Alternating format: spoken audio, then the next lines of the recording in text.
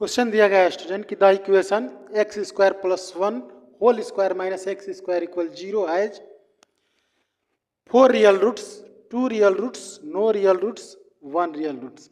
Student यहाँ पर हमें बताना है कि ये जो इक्वेशन दिया गया है इसके कितने रूट्स होंगे, मतलब कि हमें इसके रूट के बारे में जज करना है किस तरह का रूट होगा। सबसे पहले स्टूडेंट इसको हमें सिंप्लीफाई करना होगा, मतलब कि ये प्लस बी का होल स्क्वायर पे इसको एक्सपेंड करेंगे तो यहाँ पर हो जाएगा आपका x square whole square plus 1 square plus 2x square minus x square equal 0।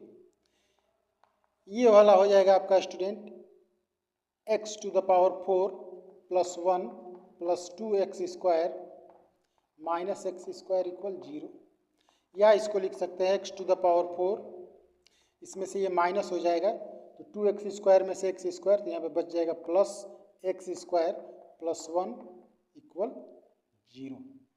अब स्टूडेंट यहाँ पे अगर आप देखेंगे तो ये जो टर्म है x टू द पावर 4 में दिया है, इसको हम लोग कोशिश करते हैं कि ये जो क्वाड्रेटिक इक्वेशन में कन्वर्ट हो जाए। मान लेते हैं कि जो एक्स स्क्वायर है वो y के इक्वल है। अब इस कंडीशन में ये एक्सप्रेशन जो होगा कुछ इस तरह से हो जाएगा आपका, इसको आप लिख सकते हैं एक्स स्क्वायर का whole square plus x square plus 1 equal 0, और अगर एक्स स्क्वायर को y से रिप्लेस करें तो यहाँ पर हो जाएगा y square plus y plus 1 equal 0।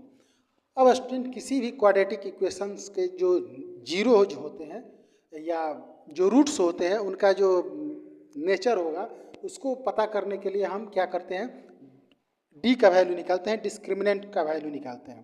तो यहाँ पर अगर हम डी निकालना चाहें तो यहाँ पर हो जाएगा आपका बी स्क्वायर माइनस 4ac।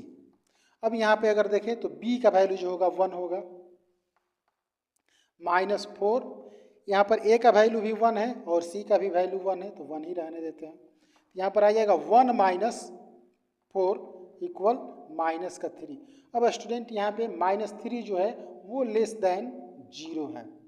अब अगर कहीं पे डिस्क्रिमिनेंट जो हो वो लेस देन 0 जो होगा उस कंडीशन में उस क्वाड्रेटिक इक्वेशन का जो रियल रूट होगा वो एग्जिस्ट नहीं करेगा। इस तरह से हम कह सकते हैं कि ये जो इक्वेशन दिया है इसका रियल रूट नहीं होगा, नो रियल रूट, ये हमारा ऑप्शन करेक्ट होगा। आशा करते हैं स्टूडेंट आप लोग समझ गए होंगे। फिर भी अगर किसी तरह का कन्फ्यूजन हो इस क्वेश्चन से रिलेटेड पूछ सकते हैं। धन्यवाद।